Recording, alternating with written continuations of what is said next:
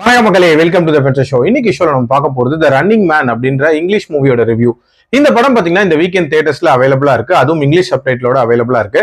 இந்த படத்துல Glenn Powell தான் லீட் கேரக்டர் பிளே பண்ணிருக்காரு. இந்த படம் ஒரு நாவலை மையமா வச்சு அமைக்கப்பட்ட ஒரு கதை. ஆக்சுவலா இதே நாவலை மையமா வச்சு 1987 நம்ம அர்னால் நடிப்புல பார்ட் 1 ரிலீஸ் ஆச்சு அப்படின்னே சொல்லலாம். அந்த பார்ட் 1ஓட அப்கிரேடட் வெர்ஷனா இப்ப இந்த பார்ட் 2 ரிலீஸ் பண்ணிருக்காங்க. ஆல்மோஸ்ட் சேம் கதை தான் ரெண்டுத்துக்குமே. கதைன்னு பாத்தீங்கன்னா இது ஒரு கேம் பேஸ்ட் த்ரில்லர். அதாவது த ரன்னிங் மேன் அப்படின்னு சொல்லப்படுற ஒரு கேமை மையமா வச்சு நகரக்கூடிய கதை. அது என்ன மாதிரியான கேம் அப்படின்னா 30 நாட்கள் நம்ம உயிரை கையில புடிச்சிட்டு ஓடணும். நம்மளை காட்டி கொடுக்கறதுக்கு பொதுமக்கள் இருப்பாங்க, அதே நேரத்துல நம்மளை வேட்டையாடுறதுக்கு அசாசின்ஸ் இருப்பாங்க. இவங்க கிட்ட இருந்தெல்லாம் தப்பிச்சு அந்த 30 நாட்கள் சர்வே பண்ணணும். எவ்வளவு நாட்கள் சர்வே பண்றோமோ அதுக்கேற்ற மாதிரியான காசும் நமக்கு வரும். நீங்க யோசிக்கலாம், எங்கேயாவது போய் பதுங்கிறதுட்டு 30 நாளைக்கு அப்புறம் டைரக்டா வரலாமேன்ட்டு. ஆனா டெய்லி வீடியோ போஸ்ட் பண்ணணும். அது மட்டும் இல்லாம அந்த வீடியோவை சென்ட் வேற பண்ணணும். ஸோ இதுலயே ஏகப்பட்ட சிக்கல்கள் இருக்கு. அண்ட் ஒரு பயங்கர டேஞ்சரஸான ஒரு கேம் தான். இந்த கேமை நம்ம ஹீரோ தன்னோட பொண்ணோட மெடிக்கல் எக்ஸ்பென்சஸை பேர் பண்ணணும் அப்படின்றதுக்காக விளையாடுறாரு.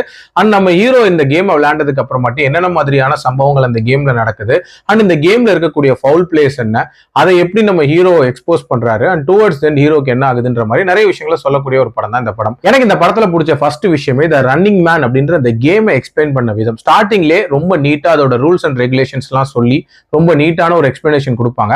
அதுக்கப்புறம் அந்த கேம்ல நடக்கக்கூடிய அந்த சேசிங் சீக்வன்சஸ் அப்படின்றது எல்லாமே பிரமாதமா இருந்துச்சு.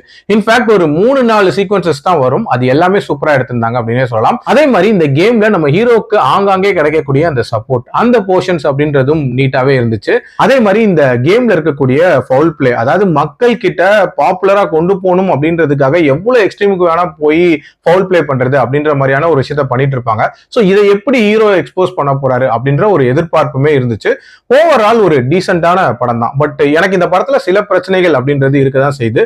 ஒரு கேம் பேஸ்ட் த்ரில்லர் அப்படின்னும் போது அதுல முக்காவாசி நம்ம பரபரப்பான மொமெண்ட்ஸ் எதிர்பார்த்திருப்போம். இதுல பாத்தீங்கன்னா ஒரு 3-4 சீக்வன்சஸ் மட்டும் தான் அப்படி இருந்துச்சே தவிர மத்தபடி ரொம்ப நார்மலான ஒரு பேஸ்ல தான் இந்த கதை போச்சு அப்படின்னே சொல்லலாம். அதே மாதிரி இந்த கேம்ல நம்ம ஹீரோவோட சேர்த்து 2 காம்படிட்டர்ஸ் இருப்பாங்க.